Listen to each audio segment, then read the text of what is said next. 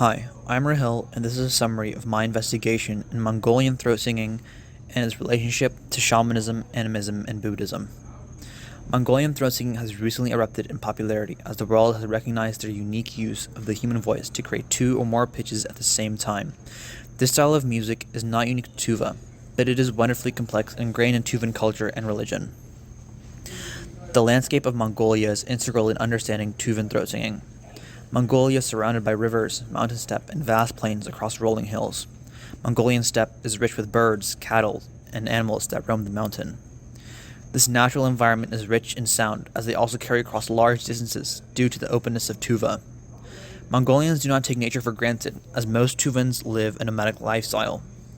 Tuvans raise cattle and are herders and thus spend a majority of their time outside and listen to the natural polyphony of the world around them. Mongolians are deeply rooted in animism and believe the elements of nature are spirits and the sounds they make is an attempt at communication, which is a form of shamanism. Mongolian throat singing is an attempt to interact with these spirits by mimicking the sounds back. Additionally, the mimicking of nature is not only an attempt at communication, but also a way to appreciate the natural beauty of nature that gives sustenance to them every day. Throat singing is hard to hear to those unacquainted, as most listeners will only hear the higher pitch as it is naturally louder. Here is an example that concisely illustrates the multiple pitches of a throat singer.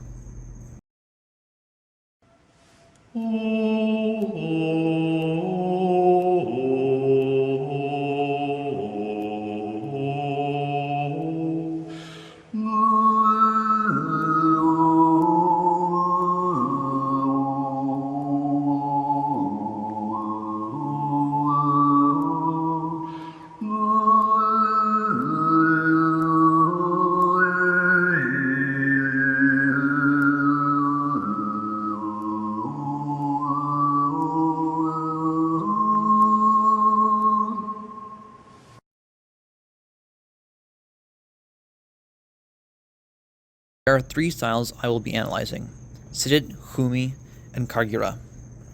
Sidit is a style that creates a whistling noise that is often attributed to the sounds birds make. There is a low fundamental with a higher pitch melody that is often the one moving through contours, while the lower pitch is a drone.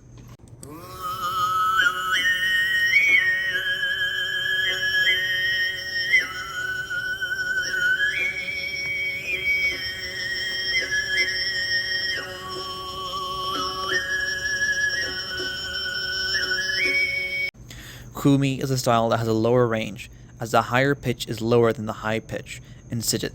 It is often attributed to the sound of swirling wind. Once again, the higher pitch is the one that is being manipulated, while the lower pitch does not change often.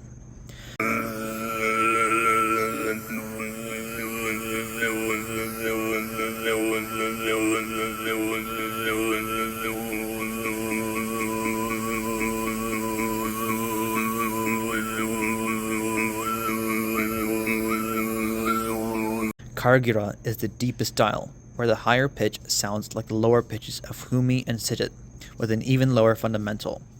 This is the hardest to listen to, because the lower pitch is very subtle and hard to differentiate from the higher pitch.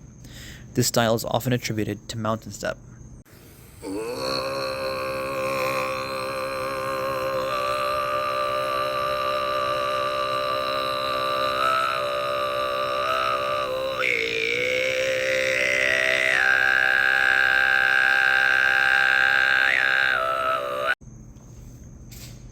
Humi, Sidit, and Kargira share many similarities, however. In most cases, the meter is very hard to determine. This is because of the lack of downbeat, and most of the time, the only timbre is the voice of the singer. The result is a very simple rhythm that is wholly based around the contours of pitch rather than a set rhythm. In some cases, rhythm is present, however. For example, sometimes Humi is performed on horseback, and the beat is created by the horse's hooves.